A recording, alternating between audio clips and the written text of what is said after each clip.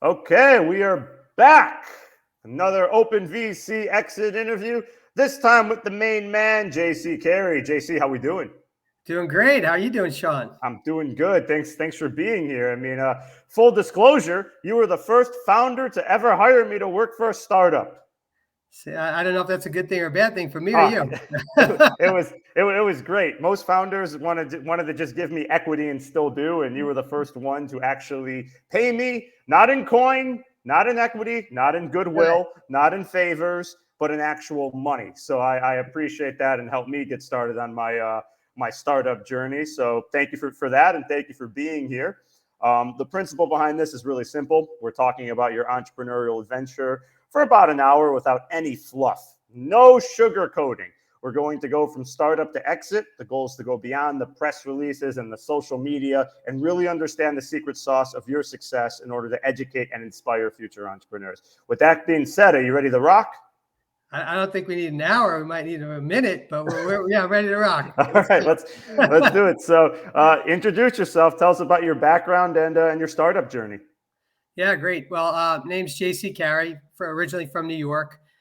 Serial entrepreneur, startup specialist. I've pretty much started out of college. I think was my first real business where I was doing party promotions and running Hamptons houses and shares to I didn't have a lot of money. So that was the only way to get the ability to be out there and do the lifestyle that I wanted to live. So that was really my first business with party promotions and I guess selling Hampton shares.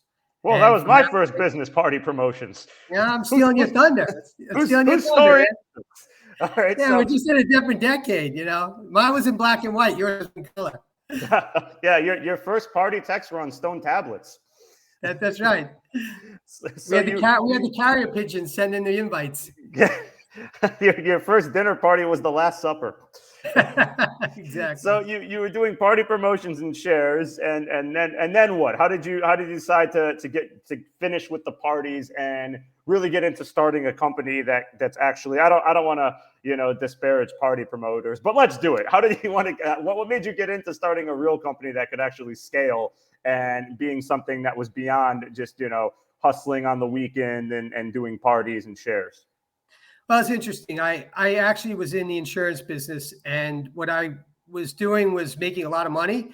However, it didn't, fill my void of feeling passionate about building something, creating something. And I felt like I was an entrepreneur at heart, and I was never owning my own business in this company. I could make a lot of money if I stayed there, but it wouldn't be mine. It wouldn't allow me to do the things that I wanted to do. And I had a tough choice because I was making a lot of money at the time. And it was start your own business from scratch.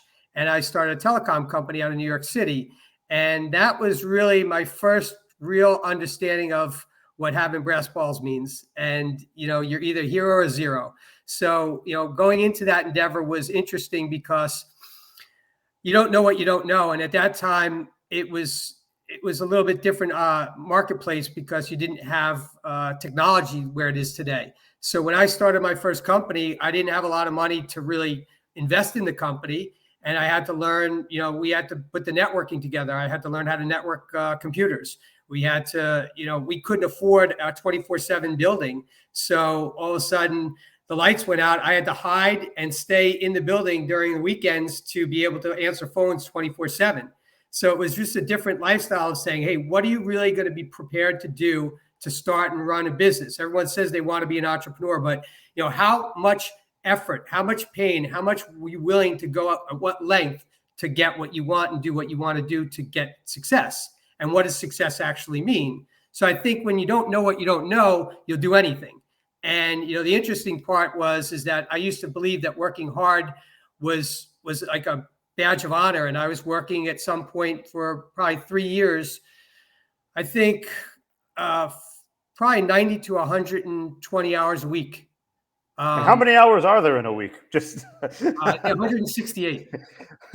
Wow. Sleeping like 3.5 hours a day. And that was what was happening to really build a startup. And it was crazy because at the time, those are some of my best memories. As I told you, interesting part is that it would be the middle of summer, no air conditioning. I'd have to lock myself in. There'd be gates coming down, and if there was a fire, I'd be locked in that building. I didn't have food. I didn't have, a microwave. I didn't have anything. It was just really, you hear the rats on top of the ceiling. You got your pretzels and you got, some beverages, and, Monday morning at 9 o'clock, the door opens, you see civilization and life. But the point is that you really learn what it is to work hard. And I think as an entrepreneur at the time, that was a great privilege to me to say, okay, I have my own business. I'm starting something, I'm building something. And we built something to scale, which I was very proud of. However, as I look back and reflect on the times, what I'm so interested in seeing is that how much different I would have done it, how much easier it would have been, how much, deep thinking. I think that I was a doer, not a thinker. And, after a lot of experience of learning the hard way, there's so many people out there that could share so many stories. There's so many books. There's so many podcasts of people showing you. It's almost like you have a map to success. They're trying to tell you what not to do. And then, some people choose to go the hard way. So what I would say is that, in my entrepreneurial journey, I worked really hard and I achieved a lot of success, and I had a very successful exit. And it was a lot of luck, a lot of hard work, a lot of effort. And at the end of the day, I think I could have done 3 or 4 times as much with, a lot less problems, headache, stress, and pain. And that would have been working smarter, not harder. So that's the one lesson I would say, is that, really look at working harder, not smarter. The second thing that I would say is working smarter, not harder, correct? Smarter, not harder. There you go. Okay. So you let me just take a step back for a sec. You said you had rats in the ceiling. I mean, I have rats in my ceiling, but those are my neighbors. Are you talking about Are you talking about the people that you're talking about physical rats in the ceilings? Physical rats. So and the building was locked down. Rent. So it was locked. You'd lock yourself into this building. There was no air conditioning, and that essentially that's how you bootstrapped, correct? Correct. Was this an entrepreneurship journey, or was this a Die Hard sequel? I mean, this is that's rough, but that's how you saved money, right? In the lean years, that's what you did. Instead of going to a real office and being able to afford it, you just did what you had to do, correct? Correct. You have choices, and then you have outcomes. And I think the choices you make are going to have a heavy impact on the outcomes that happen. And I think that when you look at, do you really need a nice office? I speak to a lot of guys now today, and they're telling me, oh, I want this space, that space. Like, who's going to your office? What do you actually need that office for? What do you need? It goes back to what do you need and what do you want? And a lot of it is serving the ego, not serving the business. Mm-hmm. So when you have nothing, you really can't spend anything. So when you start having the money is when you start getting careless, and when things start to change, because a lot of those things you don't actually need, you want to falsify your ego or to give you a different opinion about how you perceive yourself or how you perceive your business. So it's very interesting, the dynamics of that. So why telecom when you were doing this? Was it you were just interested in that space? You just saw there was an opportunity. Why did I mean, it was quite a shift from partying to telecommunications.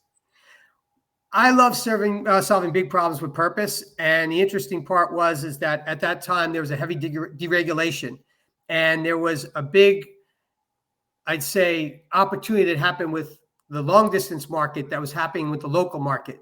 So you already saw the trend and the pattern.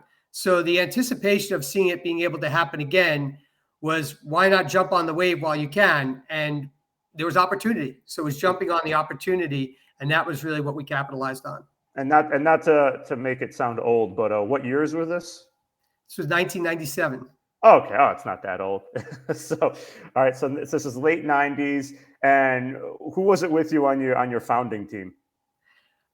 So my partner that I actually went to college with, when I promoted parties with, that I did the Hamptons houses with, this was the business that we actually went into, our first real business that we went into. Okay, so there are two of you. Did he still work, or did he did he quit his job as well and went all in on this? We both went all in on it. So what I always ask, founders at the time when they go all in and when they put everything on the line is, what was your personal runway? And by personal runway, I mean, how long could you afford to pay rent? How did you live? How did you, eat dinner and get your groceries, and kind of just what was your budget just for surviving as you put it all on the line? Well, it's interesting because we actually went back to doing party promotions on the weekends and doing certain things that was going to make ends meet because we knew that we believed so strongly in the business. However, we had to pay our salespeople and we had to pay our rent and we had to do these things. So if the income wasn't coming in initially and we had invested some of our money, we had to make it stretch. So we made it stretch real long with the limitation of knowing that you're not going to eat well, you're not going to date a lot, you're not going to go do the things that are going to allow you to have a lifestyle to afford the future lifestyle that's going to bring to your life if you're prepared to endure the storm. And that's really part of a startup, challenge is, are you really prepared to endure the tough times? And without a real measurement tool that's going to tell you how long and how far you have to go and how deep and how much pain you have to endure and what sacrifices you have to make, it's a really tough answer because everyone says, oh, work hard. Do they really know what work hard is and suffering? And what are they willing to forego? What are they willing to eliminate out of their life? And that's a tough question to ask when you don't really understand how deep you might have to go, to what depths. While you were doing this, did you have any outside capital or did you guys just self-fund this? Self-fund. Initially, we self-funded. We ended up getting investors, but it took a while before we got to that point. How many years until you got your first investor? Second year. Okay. So you bootstrapped it for 2 years, and was the investor a VC, an angel, or just a high net worth that you knew? Angel. And what was the investment? He invested, I think, $250,000 at the time. Mm-hmm. And was that your only first investment, or did you do additional rounds? Oh, we did multiple additional rounds. I mean, we at the end of the company, we're doing about 100 million in revenue per year. So wow, 100 million. How many L's is that for those paying attention? So we got up there, but it took a long time. And remember, the interesting part was, as an entrepreneur, you have the FOMO of what else is going on. So during that time, I told you it started in 1997. So in 2000, you had the .com. So you watched all these companies skyrocket in market caps and all of a sudden have these valuations that were just crazy. And you'd watch a company at the end of this go from a $600 or $700 million valuation to like 14. $14 or 14 million? 14 million. Oh, okay. Yeah. I was just checking. That's .com I know went crashed, but right. But you saw a lot of these businesses that thought they were thriving, and you've seen this recently with crypto. You've seen this recently with many different markets that are out there where they were inflated and they deflate down significantly, and people can lose a lot of money quickly. So I think in any business, the outcome, the two things I would say that are interesting is, where do you actually aspire to become? What do you want this to be in the future state?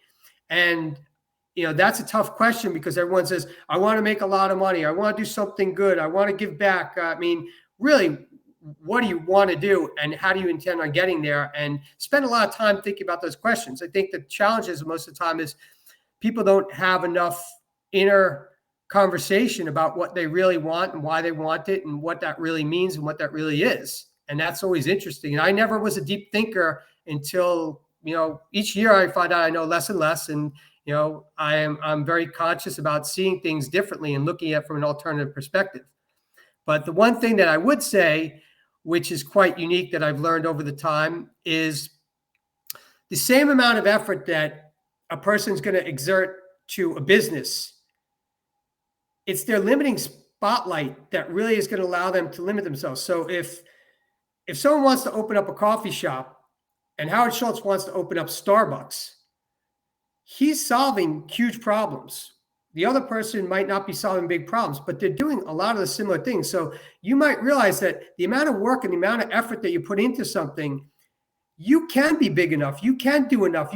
Why not you? And why not now? And I think that a lot of times people limit their spotlight and say, oh, I don't have an MBA. I don't have this. I don't know that. And they limit themselves. But the reality is the amount of effort to do $1 billion business, $1 million business, or a lemonade stand is the same 8-hour work week or the 10-hour work week or 12-hour work day, of a person.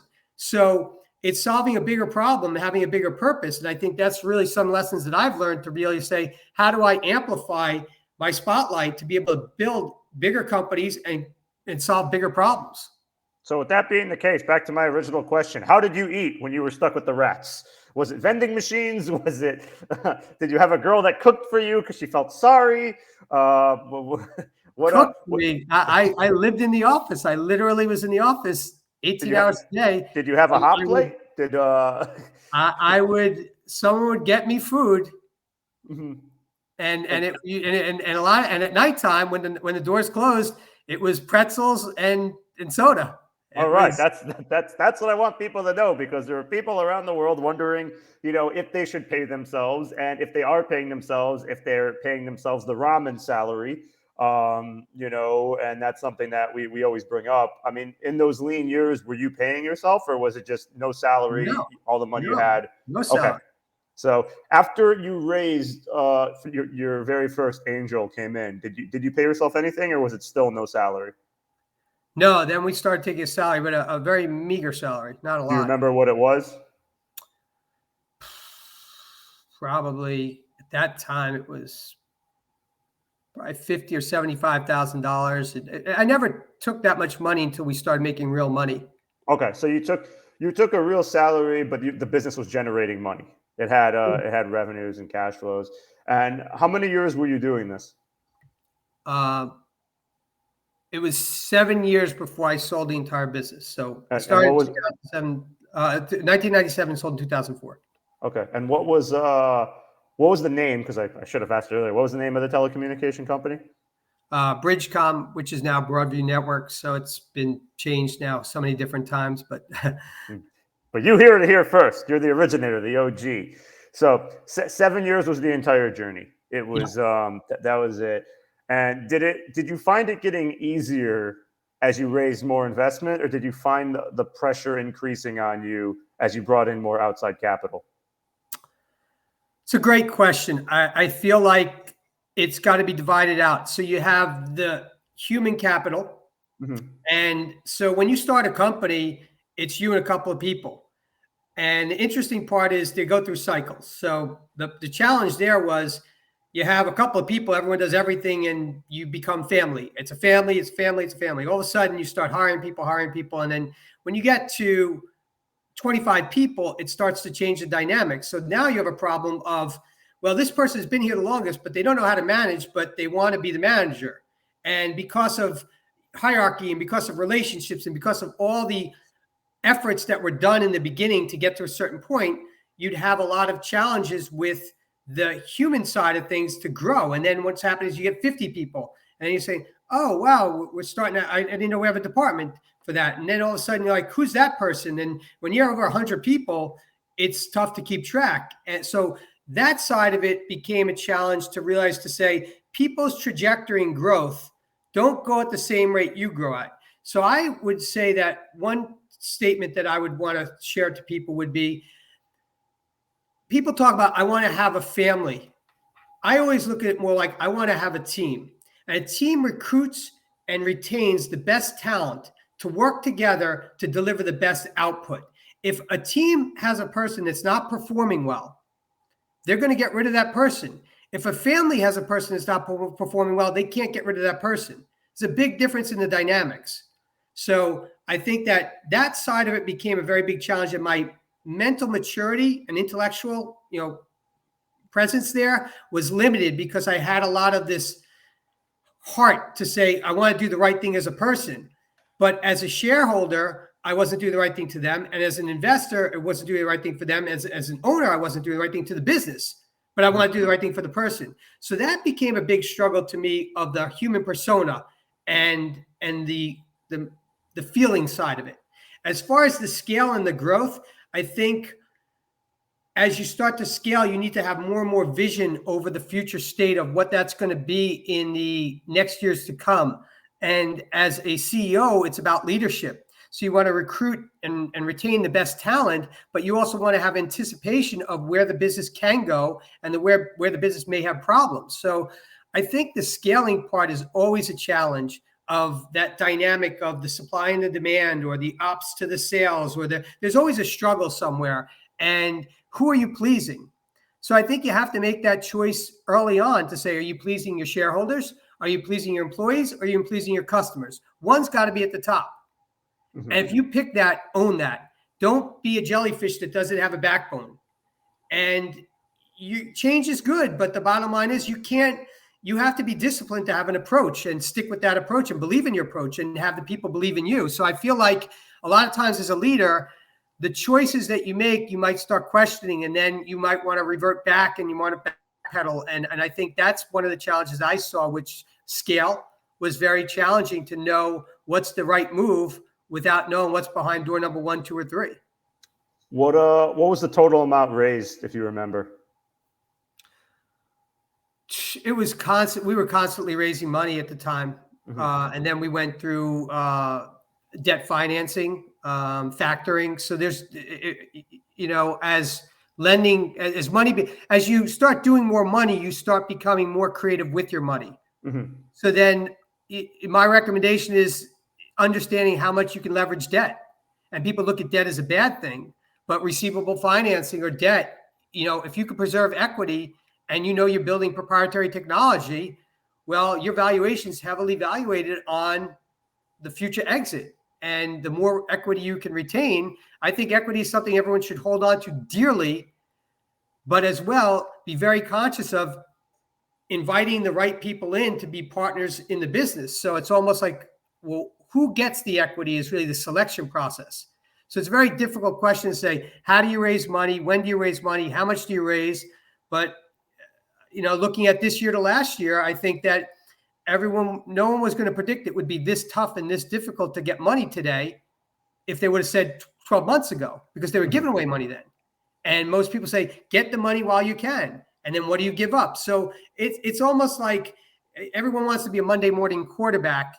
And to anyone out there starting a business, there's no right or wrong. I think everyone has to understand, what are they giving to what are they getting? And really understanding, how are they making the decision?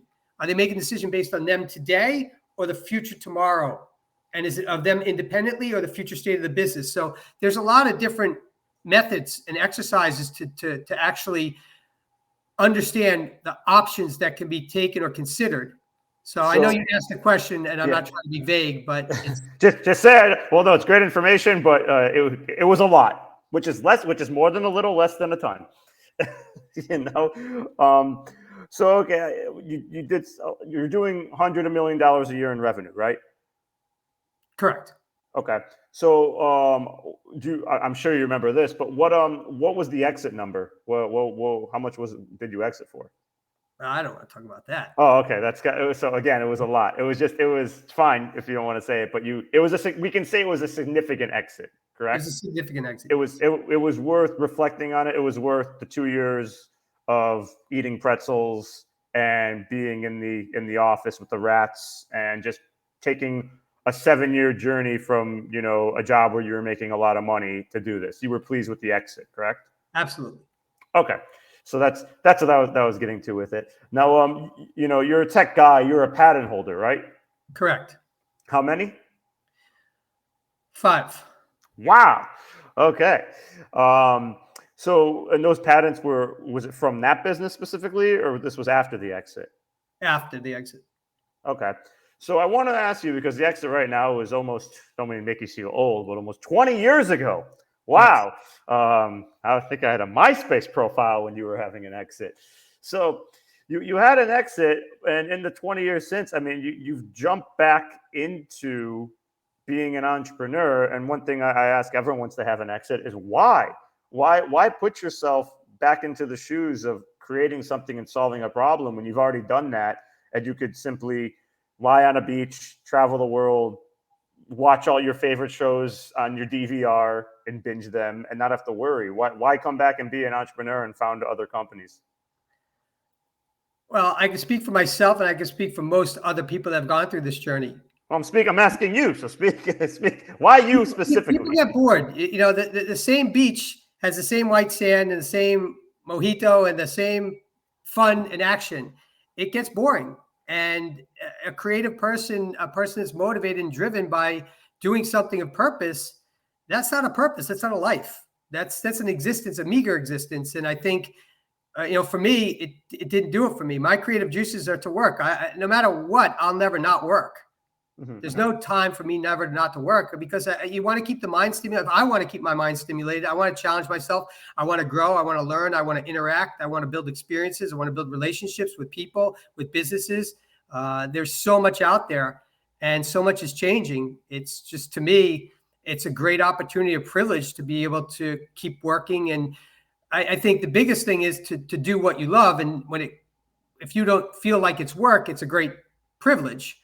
But every day it's a struggle.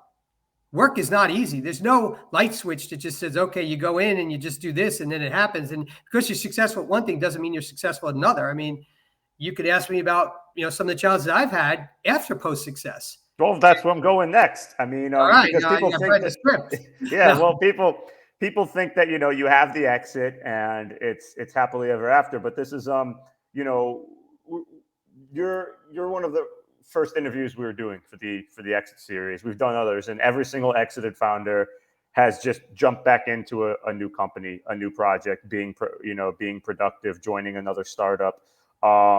Just people. I guess I'm the only one that, if I ever have an exit, I'm going to the beach. Okay, I'm done. I'm out. That's it. I'll find something to occupy something. I will find something or someone to occupy my time.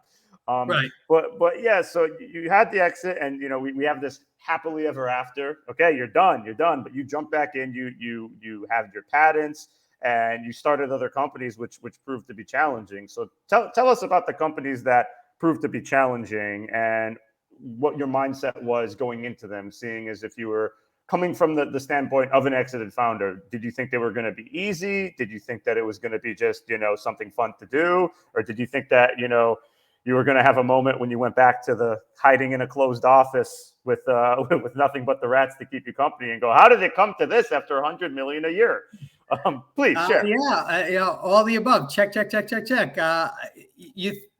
You falsify yourself, and you think that you're invincible, and you think that you're super smart, and you think that everything's going to go great, and all of a sudden you get knocked on your ass again, and which is great. It's very humbling, and I think for me, I was looking to solve a big problem. I wanted to transform transportation, and I was building out something that was going to revolutionize transportation. I had these great ideas that I thought, and at the time they were innovative, and we started building an Uber before there was an Uber, and we were doing it for luxury transportation, and it was going really well. And then all of a sudden this company Uber comes around, and it's like, what is this? And it basically did everything we could have imagined times a gazillion.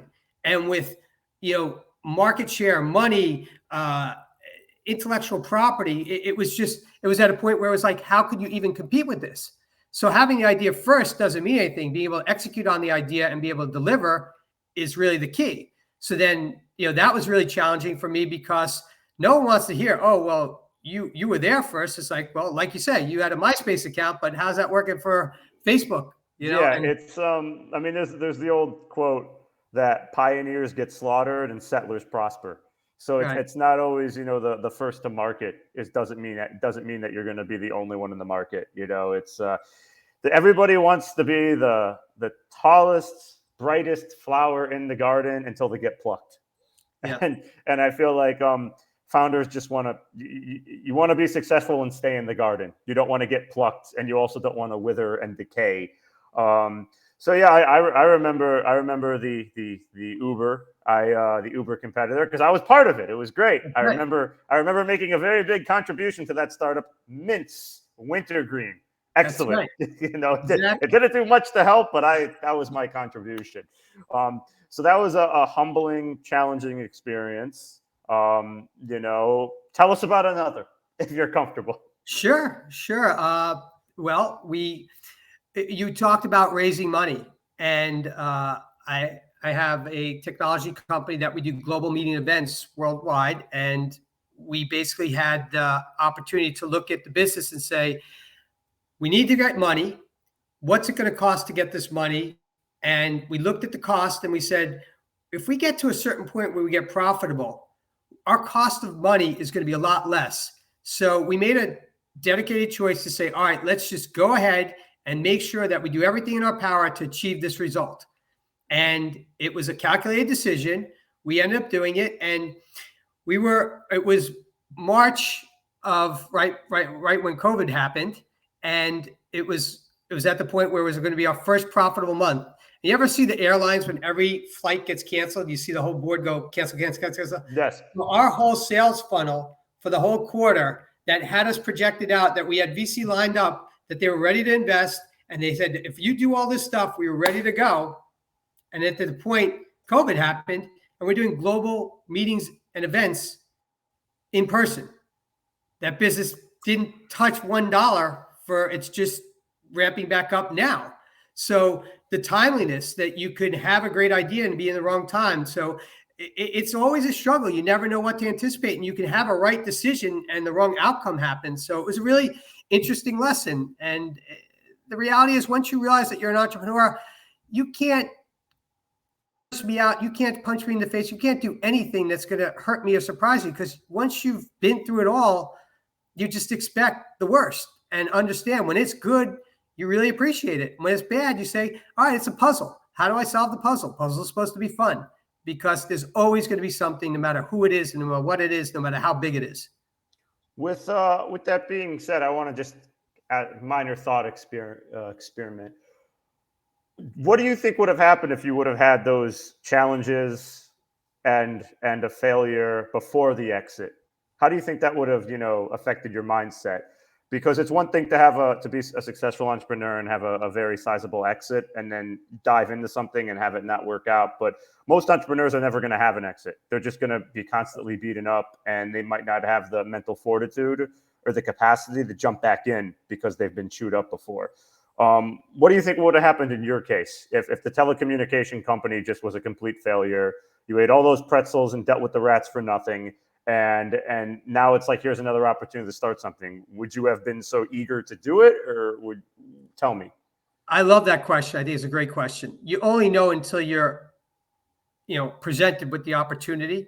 The only thing I could say is that if I was going to tell myself at that time is that you have to believe in yourself no matter what. And when you look at historically how many people had failed and how many people had gone through this stuff, the only words of encouragement I'd say is that believe in yourself. And failure is good to a lot of people. Even when I'm out there raising money right now, and a lot of people want to know just as much about the success as the failures, because you learn from them and you understand them. So I think that I would have, it's easy to say I would have now, but I don't know how quick I would have been able to jump into it. And I think my ego and pride would have been very hurt and minimized to the fact of saying my confidence and self-doubt would have been compromised and challenged. To say, hey, I didn't do it before. Why is it going to work this time? Or I don't want to lose my money, or I don't want to, waste this time, or maybe it shouldn't be me telling people what to do. Maybe I should just work for someone else.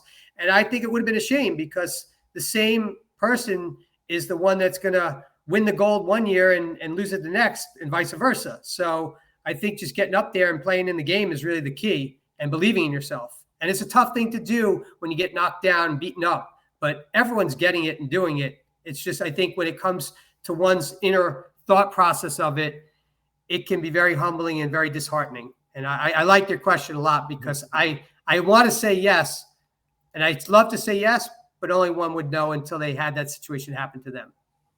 Understood. Well, with that being said, you're out again. You can't keep a good man down. Tell us what you're working on right now. So I'm working on a fintech company, a Miami-based fintech company called Welspot. And we're doing personalized subscription payment plans. So it's really having the doctor's offices have their patients that need financing for health, beauty, and wellness, which is a huge problem today. And we're providing the affordability and the accessibility for these people, which is a big problem, which we're really excited to serve. And we believe that we'll become the first next-gen wellness bank. So it's exciting stuff ahead. And we're really... we got a great team, and we're really working hard to make this vision happen. All right. And this is startup number 4 for you, correct?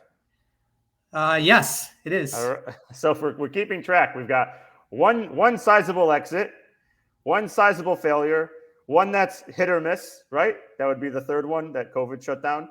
That's still on. That one's up Still on the fence.